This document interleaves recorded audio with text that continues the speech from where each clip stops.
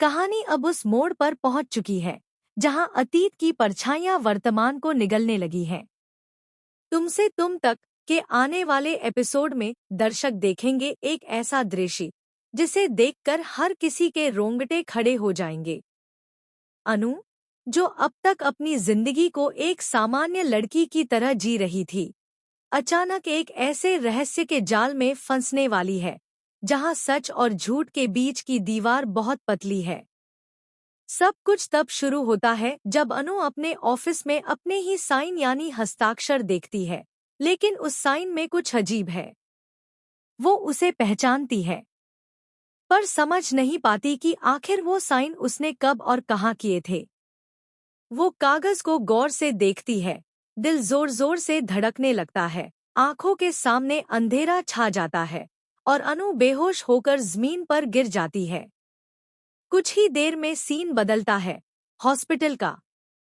अनु बेहोश है, मशीनों की बीप बीप आवाज गूंज रही है। आर्य वहां खड़ा है, बेहद परेशान।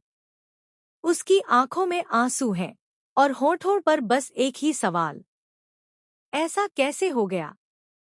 हम दोनों तो बस एक कदम दूर थे साथ आने से, अब ये क्या हो गया? हमारे बीच कोई नहीं आ सकता। डॉक्टर बाहर आते हैं और कहते हैं मरीज को गहरा सदमा लगा है, लेकिन उसकी धड़कनें सामान्य हो रही हैं। उसे किसी पुराने ट्रॉमा की याद आ रही है। आर्य के दिल में अब डर और शक दोनों एक साथ घर कर चुके हैं। तभी अनु के माता पिता भी हॉस्पिटल पहुंचते हैं। अनु की मां आर्य की तरफ देखती हैं और धीमे से कहती हैं, ऐसा तो सिर्फ अमावस की रातों में होता था।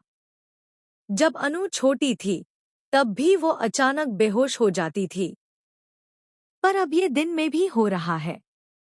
शायद कुछ पुरानी बात फिर से लौट आई है।